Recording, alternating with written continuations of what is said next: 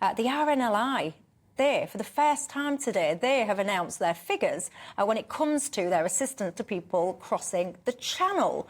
There's lots of interesting numbers going on there. There's also lots of interesting insights, for example, because among the things they're doing at the moment is they're investing in some new tech. I think they call them like sea stairs, basically, to enable lots of people to get off these vessels in places like the Channel quickly. So 20-odd people can get onto their lifeboats quickly in 90 seconds. So quite a sea change in terms of some of the stuff that they are doing. They reckon, the RNLI, that they've saved 108 people. Apparently, these crossings, they represent 3% of their overall kind of call-outs, their lifeboat call-outs. This has kind of divided people, David. Some people are saying, well done, RNLI, great life-saving service.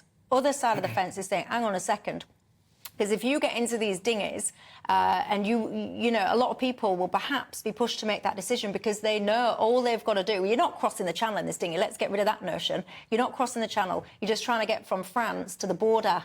Territorial waterboarding. Yeah, that's it. Yeah. I think that's right. And if I were taking a really hard line, never, never, I would say that I'm afraid the RNLI is a royal institution. Interesting that a royal institution is actually an accessory after the fact to a criminal act, which I think an illegal immigrant is committing a criminal act. And we've completely refused to admit this fact. We, as it were, shroud them. I mean, the Archbishop of Canterbury is wonderful at this, isn't he? He pours the oil of unction over these people. Most of them, all of them, have passed through several safe countries to get here. Mm-hmm. They are, by definition, economic migrants. They are, of course, usually able to pay very low. I mean, this is, again, the thing that people do not simply grasp. These people are not destitute. They are paying huge sums of money to people smugglers. Nobody gets on one of those boats without handing over several thousands of pounds. And so as I use this, they're bribing their way into Britain. They're committing a criminal act.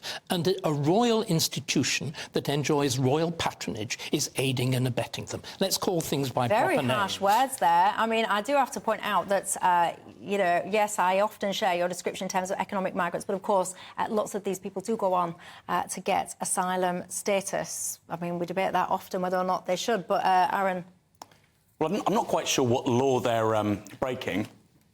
Because... You try walking through a passport gate and you'll find out. Well, no, but seeking asylum... They're not seeking asylum. Well, no, they would say you're entitled to do that under international law. So that's the first point. And you said, in my opinion, I mean, law is not a matter of opinion, obviously, it's a matter of fact. And the matter of fact is that they're not breaking the law. You might wish they were breaking the law. Maybe we may need to leave several international treaties for that to be the case, but right now they're not breaking the law. Sorry, illegally trying to enter a country is breaking the law. There's no such... Of course there is. No. As I said, you try... They're legally in France. Crashing a passport gate at an airport. OK, well, we'll park that for one moment. In terms of the RNLI... Indeed, right, fine. Because we clearly disagree. I think there are facts here, you think your opinions trump the facts, that's fine.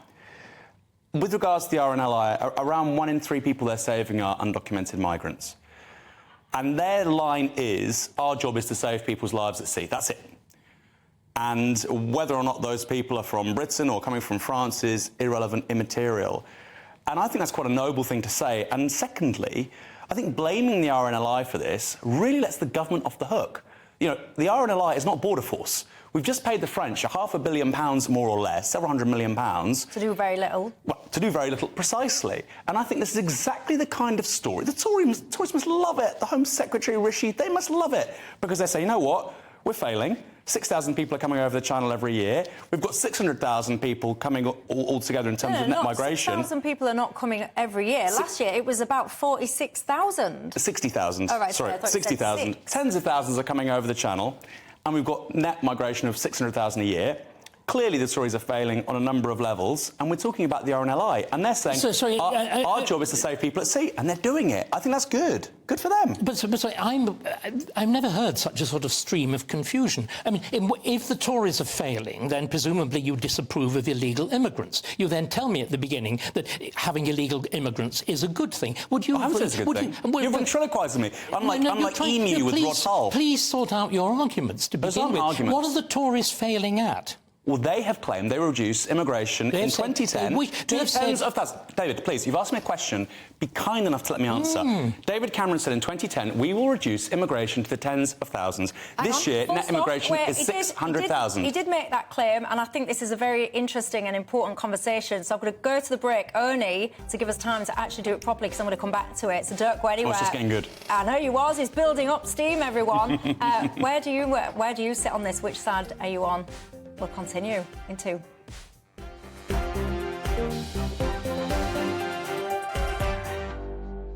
Hello there, Michelle Dewberry, David Starkey, Aaron Bastani with you till 7. Just before the break, we were talking about the RNLI producing their figures for how many people they are saving at sea crossing the Channel. Aaron saying it's a great distraction from government failures.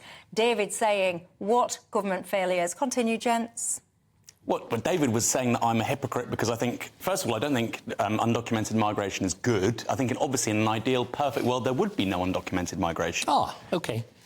I don't think it's good. Shall we then move on? In an ideal world, it'll be legal. Shall we move on? Because I am being accused of saying something which I do not believe. I think the handling of immigration by the Conservative government, like most other aspects of the Conservative government, has been catastrophic. But I think it's absolutely certain it will be even worse if your lot got in. You're probably more critical of Keir Starmer than I am, frankly.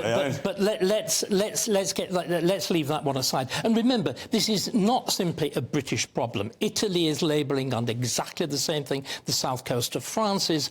This is all immaterial. We're talking about the RNLI. What we have here in Britain is a quite remarkable connivance in the part of a royal charity, and indeed, dare one say, at the Royal Navy. There are notions that there are superior sets of values to those of the law and of the state, that there is this kind of notion of a common humanity which overrules mere things like law, like nationhood and so on. I think it's profoundly dangerous. I'm sure Aaron thinks it's probably a good thing. Well, Eileen says, I don't think people will be happy to donate to the RNLI knowing that this is what they're doing. Clive says, I have removed them from my list of charities to which I donate. Well, you'd be surprised, ladies and gents, to learn then, if that is the attitude, that actually their donations increased in that period, in the last period.